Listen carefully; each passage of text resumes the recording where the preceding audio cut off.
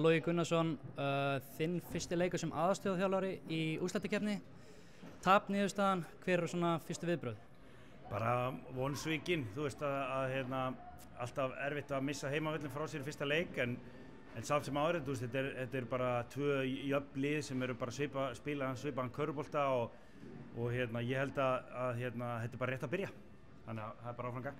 Já, þið byrjið leikinn betur en eitthvað klikkar í öðrum leikluta. Gætirðu sagt svona hvað var til þess að þetta féll svolítið?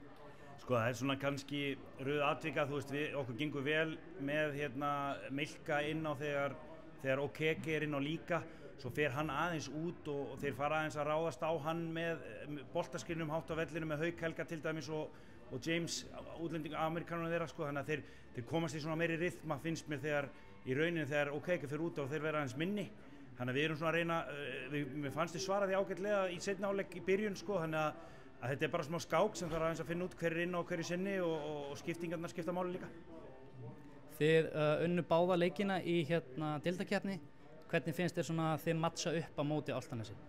Sko, eins og ég segi, þetta eru voðalega svipuð lið og báði leikinir voru mjög jafnir, bæði heima allan leikinn í Njarðvík fyrir leikurinn og svo líka Álftanesi, við unnum hann bara síðustu mínútonum, þannig að þú veist, þetta eru mjög áþekk lið og hefði alveg eins getað splitta báði með að þeir unnu okkur báði í vetur.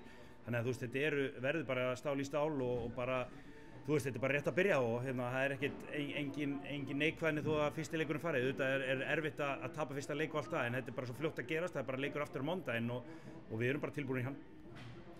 Magic að spila sem fyrsta leik í langan tíma og Isaiah Cotton, hann var ekki með. Hver er svona staðan á þessum tveimur leikmönnum? Sko, Magic er búinn að vera að koma hægt og rólega með okkur, búinn að æfa með okkur síðustu vikur, þannig að hann er bara mjög mikilvægt að hann sjái gólfið aðeins því að hann getur hjálpað okkur mikið, mikla reynslu og varnar getur líka á móti stórum leikmönnum og getur hitt boltann, þannig að hann skiptir máli eins og við vitum og Isaiah er bara að koma tilbaka eftir smá hnémeiðsli og vonandi verður hann með bara í næsta leik, sko, þannig að við breykum aðeins í næsta leik líka. Þið látið Evan Skanapamo fara rétt fyrir úrslitakeppni. Geturðu kannski svona aðeins farið í ástæðuna á bakvið það? Já, það var svo sem búin að koma fram að það var svona sameiginleg ákvörðun og í rauninni eitthvað sem líka hann svolítið svona vildi, sko. Þú veist, hann kom í hlutverk sem hann var náttúrulega í risa hlutverki þegar Dwayne var og svo breyttist aðeins þegar hann fór, þannig að það var bara spjall sem við tókum við hann og hann var svona tengdist líka ákveðnum fjölskyldu aðstæðunum heima. Þannig að þetta var svona beggja blands og í rauninni var hann ef hann var ekki full force í þessu heils hugar þá kannski hjálpar það ekki sérstaklega þú komið inn í svona stríðins úrslitakeppna þó hann hafi unni fyrir okkur alveg 2-3 leiki í vetur þannig lagað þannig að það skiptir miklu máli að hann kom en svona er bara körfuboltinn og það var þannig að hann fór heim. Þið eru bara klárir í næsta leik, eða ekki? Jú, núna förum við bara og förum yfir leikinn og maður kallar alltaf fyrsta leikinn svona ákveðið svona